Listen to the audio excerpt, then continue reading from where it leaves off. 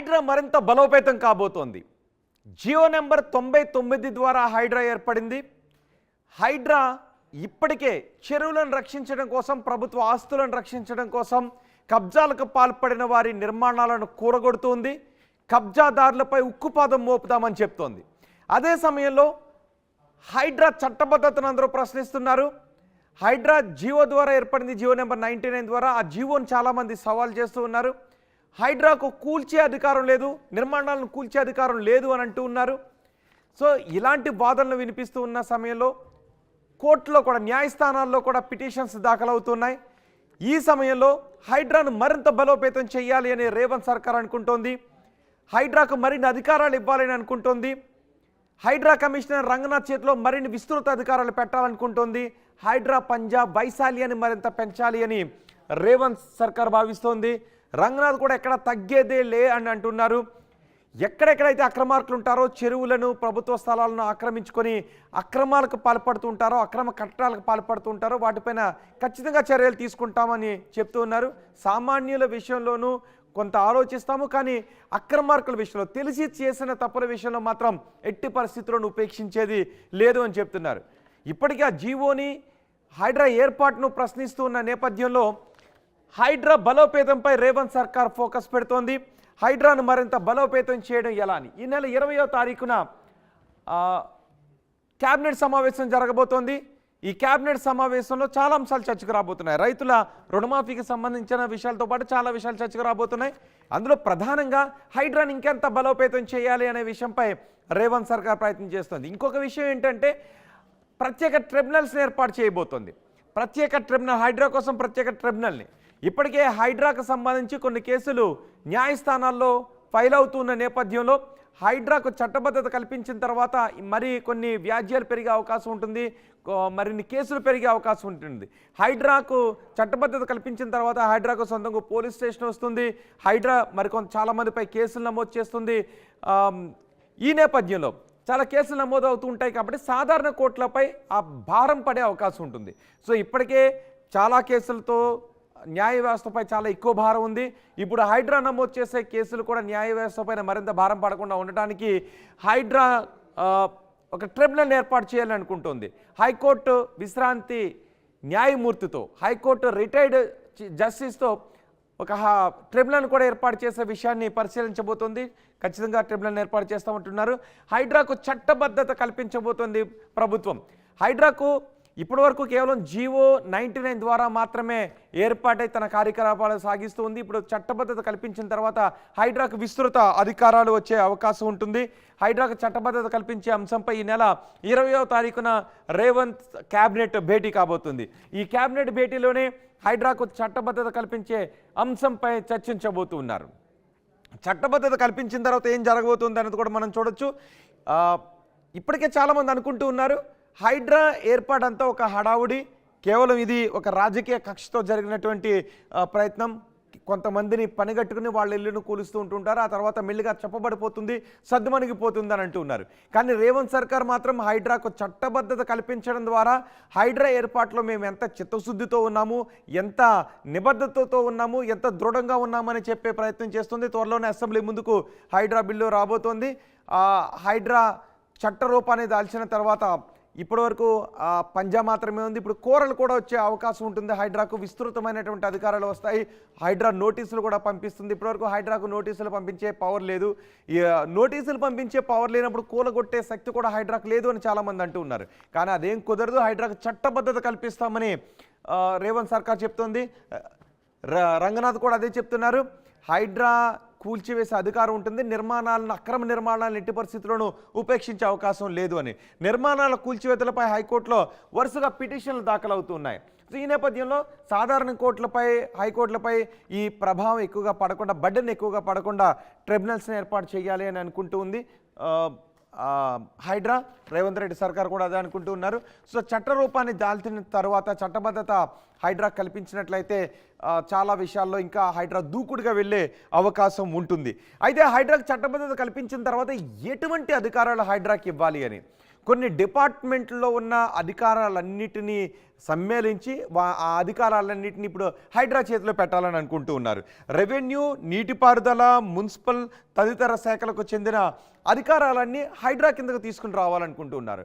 దీంతోపాటు వోల్టా చట్టం కింద ఉన్న అధికారాల్లో కూడా కొన్నిటిని తీసుకొచ్చి ఒక ప్రత్యేక చట్టాన్ని ఏర్పరిచి అవన్నీ హైడ్రాకు అప్పగించాలని అనుకుంటూ ఉన్నారు.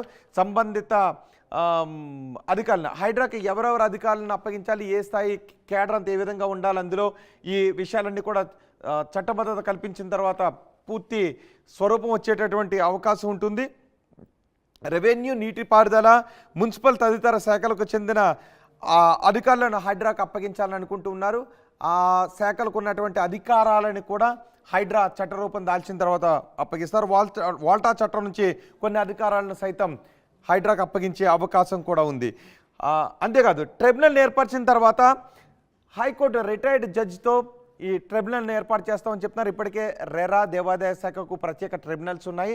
తెలంగాణలో వాటికి సంబంధించిన కేసులన్నీ రియల్ ఎస్టేట్కి సంబంధించిన కేసులు రెరా ట్రిబ్యునల్లోను, దేవాదాయ శాఖకు సంబంధించిన కేసులు దేవాదాయ శాఖ ట్రిబ్యునల్లోను ట్రయల్ చేయబడతాయి, వాటిలో విచారిస్తారు. సో అలాగే హైడ్రా ఫైల్ చేసే కేసులన్నీ కూడా హైడ్రా ట్రిబ్యునల్ కిందకు వచ్చినట్లయితే సాధారణ కోర్టులకు భారం తప్పే అవకాశం ఉంటుంది.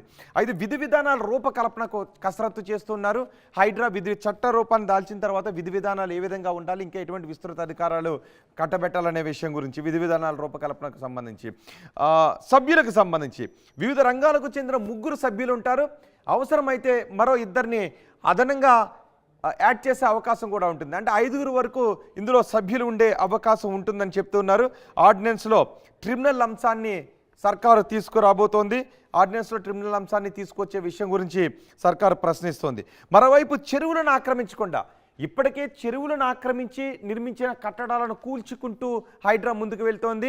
చాలామంది అంటూ ఉన్నారు ఇది ఇలాగే కొనసాగుతుందా, ఆ తర్వాత మళ్ళీ వదిలేస్తారు, పట్టించుకోకపోతే మళ్ళీ ఆక్రమణలకు గురవుతాయని. అయితే అలా వదిలేదే లేదని చెప్తున్నారు. ఇప్పటికే ఆక్రమణల విషయంలో వెనక తగ్గేది లేదని చెప్తున్నారు. ఈ ఆక్రమణలను తొలగించిన తర్వాత ఆయా చెరువుల పరిరక్షణ కోసం కొంతమంది సిబ్బంది నియమిస్తున్నారు. ఇప్పటికే రంగనాథ్ 600 మంది సిబ్బందిని నియమించినట్టుగా తెలుస్తోంది. ఒక్కో చెరువుకు 2 అధికారులు ఉంటారు, సిబ్బంది ఉంటారు. లేక్ ప్రొటెక్షన్ ఫోర్స్ ఏర్పాటు అవుతుంది. వాళ్ళు ఏం చేస్తారంటే ఎప్పటికప్పుడు చెరువుకు సంబంధించిన డేటా, ఆ చెరువులోకి ఏదైనా మురుగునీరు వస్తూ ఉందా, ఆ చెరువు ఎవరైనా కప్పబెడుతూ ఉన్నారా, ఆ చెరువును ఎవరైనా ఆక్రమిస్తూ ఉన్నారా, ఫుల్ ట్యాంక్ లెవెల్లోనో బఫర్ జోన్లోనో ఏదైనా నిర్మాణాలు వస్తూ ఉన్నాయా, ఇవన్నీ కూడా ఎప్పటికప్పుడు సేకరిస్తూ ఉంటుంటారు. అలాంటి అక్రమాలకు ఎవరైనా పాల్పడితే వెంటనే హైడ్రా అధికారులకు చేరవేస్తారు. మళ్ళీ హైడ్రా అధికారులు అక్కడికి వచ్చి వాళ్ళపైన కేసులు నమోదు చేస్తుంది. కేవలం కూల్చివేయడం కాదు, కేసులు నమోదు చేస్తుంది. అవసరమైతే జైలుకి పంపించే అవకాశాలు ఉంటాయి.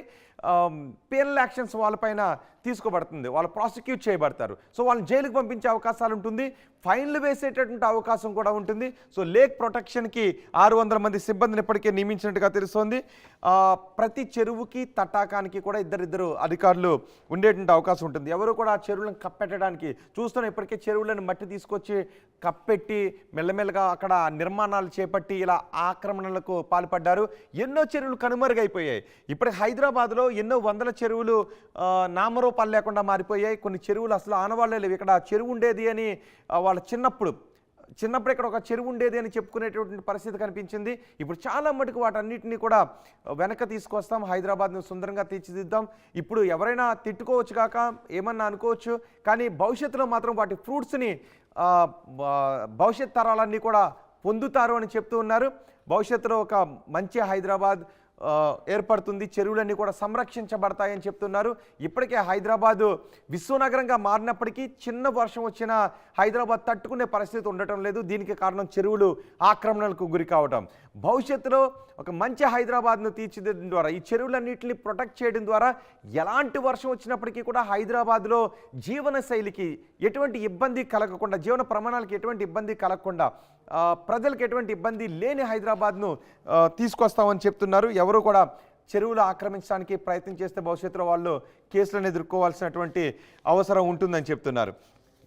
అంతేకాదు సిబ్బంది నియమిస్తున్నారు. సిబ్బందికి ప్రత్యేక డ్రెస్ కోడ్ ఉంటుంది. ఈ లేక్ ప్రొటెక్షన్ ఫోర్స్కి ప్రత్యేక డ్రెస్ కోడ్ ఉంటుంది. ఆ డ్రెస్ కోడ్ కూడా ఏ విధంగా ఉండాలనే దానిపైన కసరత్తు చేస్తున్నట్టుగా తెలుస్తోంది. జిహెచ్ఎంసీ పరిధిలో 185 చెరువులు ఉంటే హెచ్ఎండిఏ పరిధిలో 3500 తటాకాలు ఉన్నాయి. వీటన్నిటినీ కూడా పరిరక్షిస్తామని చెప్తున్నారు. కేవలం హైడ్రా ఏదో ఇప్పుడు వచ్చి హడావుడి చేసి వెళ్ళిపోయేది కాదు, హైడ్రాకు పంజా ఉంటుంది, కోరలు కూడా ఉంటాయని చెప్తున్నారు. అంటే హైడ్రాకు నోటీసులు ఇచ్చే పవర్ వస్తుంది, కేసులు బుక్ చేసే పవర్ వస్తుంది, హైడ్రాకు ఒక ట్రిబ్యునల్ వస్తుంది, ఒక చట్టబద్ధత వస్తుంది. కాబట్టి హైడ్రా ఒక బాహుబలిలా కనిపిస్తూ ఉంటుంది. ఎవరైనా ప్రభుత్వ ఆస్తులను ఆక్రమించాలి అన్నా, బఫర్ జోన్లోనో ఫుల్ ట్యాంక్ లెవెల్లోనో నిర్మాణాలు చేపట్టాలి అన్నా, చెరువులను కప్పెట్టాలి అన్నా, కబ్జా ఆలోచనే ఎవరు మైండ్లోనూ రాకుండా ఉండే విధంగా హైడ్రాకు కోరలు కూడా ఇవ్వబోతున్నారు. ఇప్పుడు కొన్ని చెరువులను గుర్తిస్తున్నారు. ఆ చెరువులను గుర్తించి వాటిని అందంగా తీర్చిదిద్దేలా, ఆ చెరువులను గుర్తించి వాటిని ప్రొటెక్ట్ చేసి ఆ చెరువులను మరింత అందంగా తీర్చిదిద్దేలా కూడా హైడ్రా ప్రణాళికను రూపొందిస్తూ ఉంది. ఒక 5 చెరువులను ఎంపిక చేస్తున్నట్టుగా తెలుస్తుంది. పైలట్ ప్రాజెక్ట్ కింద తొలి దశలో ఒక 5 చెరువులను తీసుకుంటారు. 5 చెరువులను చాలా అందంగా తీర్చిదిద్దుతారు.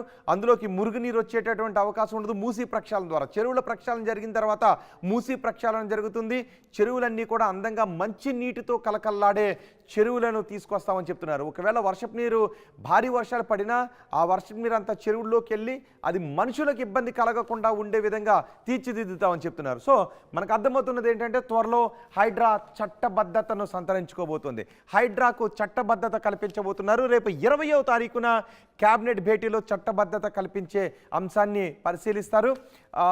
వచ్చే అసెంబ్లీ సమావేశాల్లోనే హైడ్రా చట్టబద్ధత బిల్లును ప్రవేశపెట్టే ఆర్డినెన్స్ ప్రవేశపెట్టే అవకాశం కనిపిస్తోంది. మరి హైడ్రా చట్టబద్ధత గురించి మీరేమనుకుంటున్నారు? హైడ్రా పనితీరు గురించి మీరేమనుకుంటున్నారు? మీ అభిప్రాయాన్ని కామెంట్ బాక్స్లో తెలియచేయండి. మరిన్ని వీడియోస్ కోసం ఛానల్ ని సబ్స్క్రైబ్ చేయండి. లేటెస్ట్ అప్డేట్స్ కోసం వాట్సాప్ ఛానల్ ని ఫాలో చేయండి. అండ్ లింక్ డిస్క్రిప్షన్ లో ఉంది.